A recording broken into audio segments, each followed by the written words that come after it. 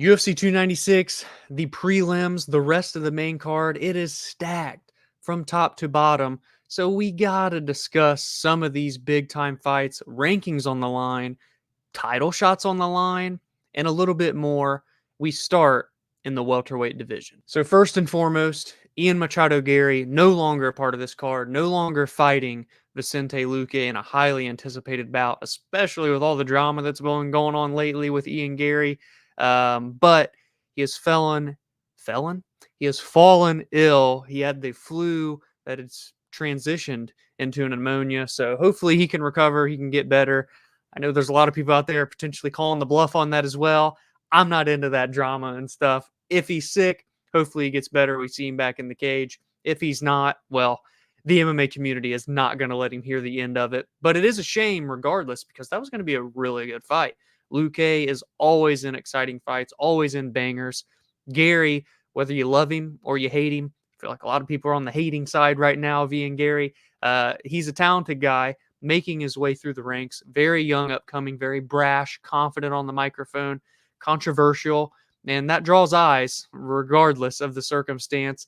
And this was, for that reason alone, a very highly anticipated bout. Two guys that have been training partners in the past. There's a lot going on with this fight, and it's a shame we don't get to see it to play out in the division standings and just where Luque and Garry could go with their careers following this event. But we do stay in the welterweight division because we have Shavkat Rakhmonov taking on Stephen Wonderboy Thompson, number 5 versus number 6, undefeated phenom versus a former title contender and fan favorite. 29 years old, 17-0, 17 finishes, 8 knockouts, 9 submissions, right in his prime, entering his prime. Shavkat Rakhmonov is one of the most special talents we've seen in terms of prospects in welterweight history and probably in UFC history. And he puts that perfect record to the test against someone who is very battle tested, who's been there and done that throughout combat sports and in the UFC as a former title challenger, in Stephen Wonderboy Thompson. Shavkat is 5-0 now in the UFC, progressively, harder competition as the fights have gone on. We go from Alex Cowboy Oliveira in his debut to a dog fight back in March of this year with Jeff Neal, where he got a finish with a little under a minute to go in the final round, and a fight that he was probably going to win on the judges' scorecards, but to put a stamp on it the way in which he did against Jeff Neal was unbelievable. And Stephen Wonderboy Thompson, yes, it's been a year since we've seen him fight last, but he's coming off one of the best performances of his career where he lit up Kevin Holland. It was an incredible fight, don't get me wrong. Kevin Holland, fan favorite. You put those two together, it's going to be a great fight every single time. But Wonderboy just started to really pull away in that fight, looked so good, was picking Kevin apart, and got a finish. It was a corner stoppage at the end of the 4th round. Believe Kevin broke his hand in that fight. I think that's what the injury was. Aside from that, he's lost 2 of 3. He lost to Bilal Muhammad. He lost to Gilbert Burns. So, when he's in there, he will fight anybody, anywhere, anytime. He had an incredible fight with Jeff Neal even that happened in 2020 where it was the best performance of Wonderboy's career when he beat Jeff Neal. And it's crazy too. We're looking at a guy that is 40 years old and still somehow, some way finds ways, not largely, but very minute ways to still continue to get better at this age, at this weight class of 170 pounds. Wonderboy has everybody's respect. And can you imagine if he played spoiler here and got a victory over the surging, just superstar in the making, Shavkat Rakhmonov? I think Shavkat is very special. I think he's a future champion. I feel like he is, how do I word this? Like him and Khamzat, right, kind of came in around the same time. They've surged at the same time. Khamzat achieved just much higher status, much quicker. The way in which he acts, the rivalries that he builds, just the drama that surrounds his fights. But Shavkat has more quietly, like a silent assassin, snuck his way into the number 5 spot at 170 pounds, into a minus 650 favorite position over Stephen Wonderboy Thompson. He's special, man. He is must-see TV. He's so wonderfully well-rounded. It's an uphill battle for Wonderboy. If he keeps it on the feet, I'm absolutely intrigued to see how this fight would play out. But will he keep it on the feet? That's a question we're going to find the answers out to on Saturday night. We now go to the lightweight division where Tony Ferguson, once on a 12-fight win streak, now on a 6-fight skid, will be coming in with David Goggins in his corner to face Paddy the Baddy and soon to be Daddy Pimblett. Did that sound a little weird? Yes, it did. Didn't mean that in a disrespectful way, like he's going to be Tony Ferguson's daddy in this fight. No, he literally is going to be a father. He announced it recently. Paddy the Baddy, Paddy the Daddy. I saw that UFC on TNT, formerly BT Sport. They said it first. Okay, I just stole their line. I stole their flow, bar for bar, word for word. This is going to be an interesting fight, huh? For the newer, fresh face in Paddy Pimblett, we've not seen him in a year now. His last fight was on the final pay-per-view of 2022 when he won a very controversial split decision to Jared Gordon in a fight that a lot of people, including me and Noah at the time, both felt that Jared Gordon won this fight. We don't like to throw around the R word, the robbery word, but we felt that was one of them. You can make a strong case that was in fact a robbery and that Jared Gordon should have got his hand raised in that one. But nevertheless, Paddy Pimblett, after a year out of action, I think he's had some injuries and stuff build up, so he's gotten those kind of fixed. 20-3, 28 years old, so many finishes, fun to watch, exciting, eyeballs, brash on the microphone, Cage Warriors, champion of the world, 4-0 in the UFC, very good fighter. But the hype about Paddy is greater than the actual skills that we've gotten to see so far. Will it eventually even out? Will the skill set match the hype or exceed the hype? And if that's ever the case, we're on to something with Paddy Pimblett, or should I say the UFC is on to something with a superstar in the making. And a lot of people were iffy on this fight. And if I'm not mistaken, Noah was actually one of the first to predict and call for this fight. He felt confident, and I could be wrong here, but I'm pretty sure he said that this was the fight that would be made. And maybe it wasn't on camera. Maybe it was just kind of us two in privacy. But regardless, I think Noah saw this coming before a lot of people did. And listen, none of us want to see this losing streak that Tony Ferguson on. You know, he's one of the best lightweights of all time, one of the craziest, kookiest characters in UFC history. But it's a fight where it's winnable. It's not crazy to think he could go out and upset Paddy Pimblett.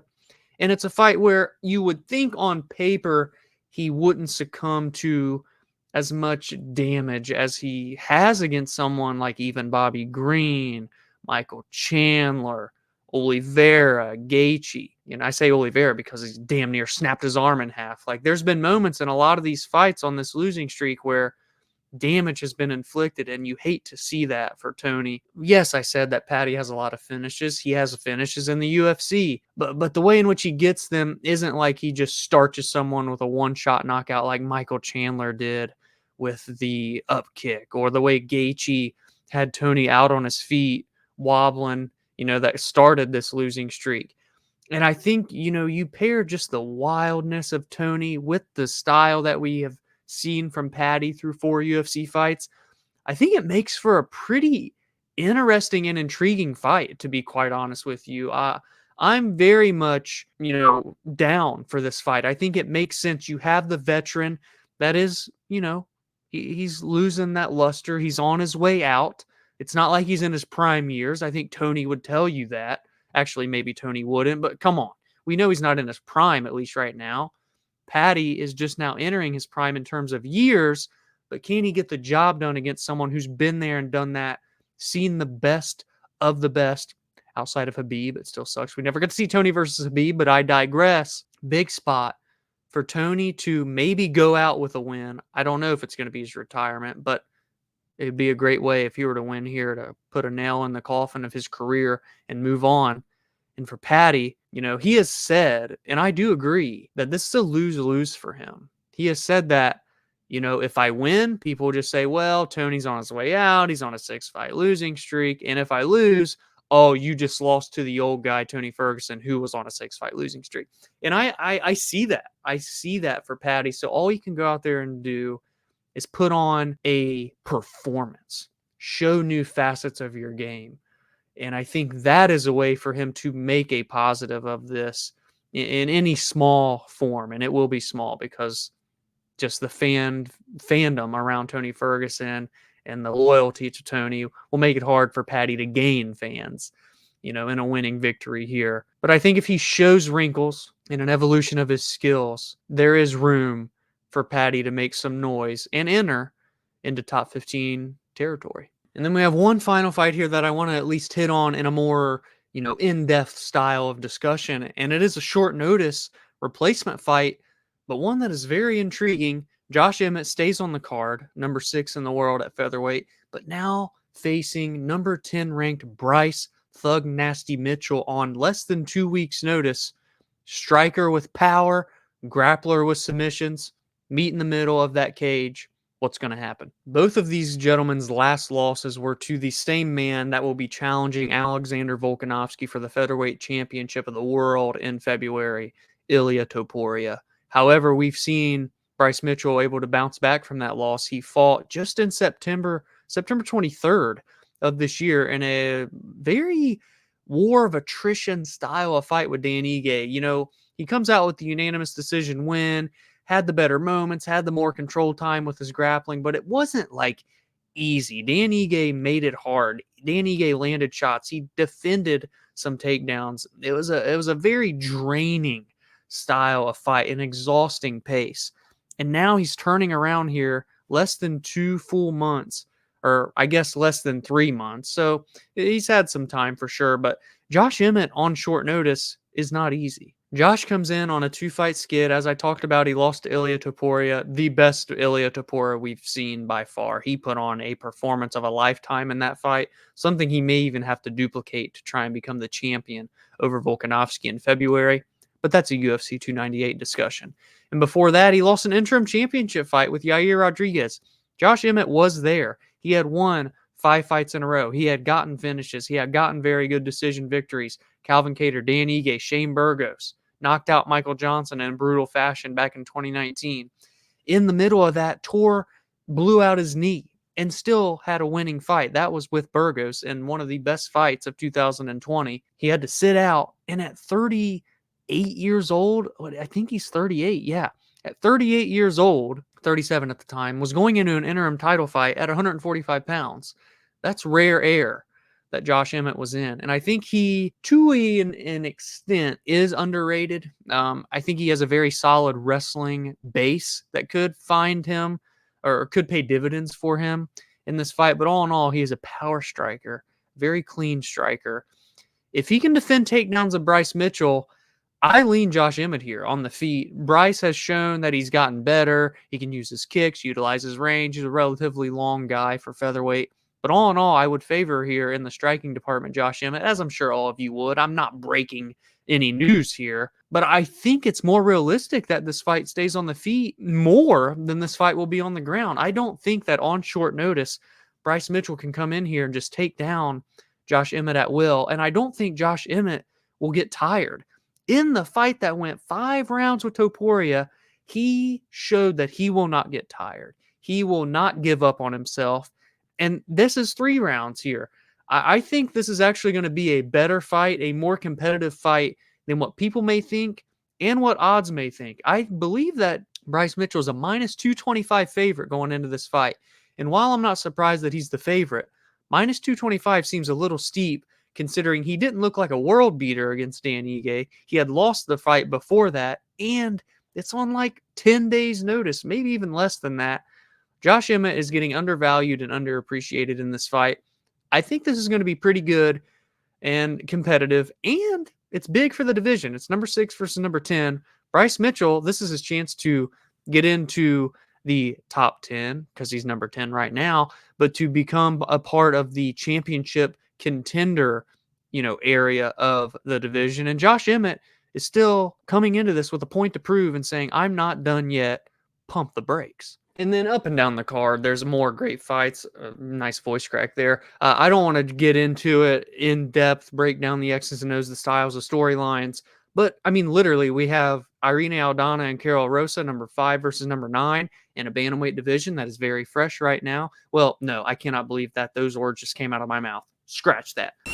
It's far from fresh. I meant that we are in a post Amanda Nunes era. We have a title fight coming up in January. Miesha Tate just won last week. Now we have 5 versus 9 here. Aldana seems like someone that should have been in the title discussions in a title fight even before. The division's got to move.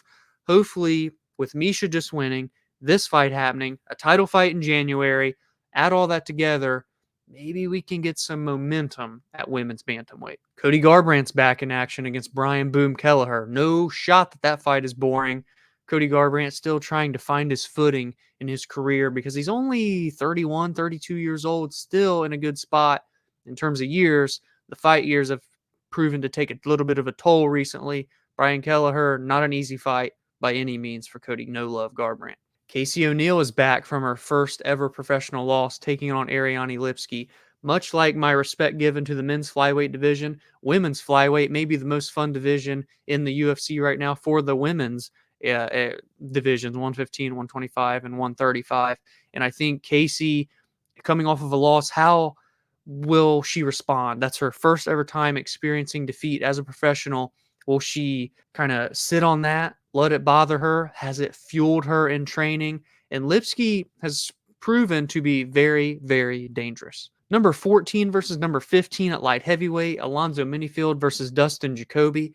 That's a train wreck, a car crash. Dustin Jacoby, a former kickboxing champion, very dangerous, very slick. Alonzo Minifield, very powerful. No way that that fight is boring, as a lot of these other fights on the card.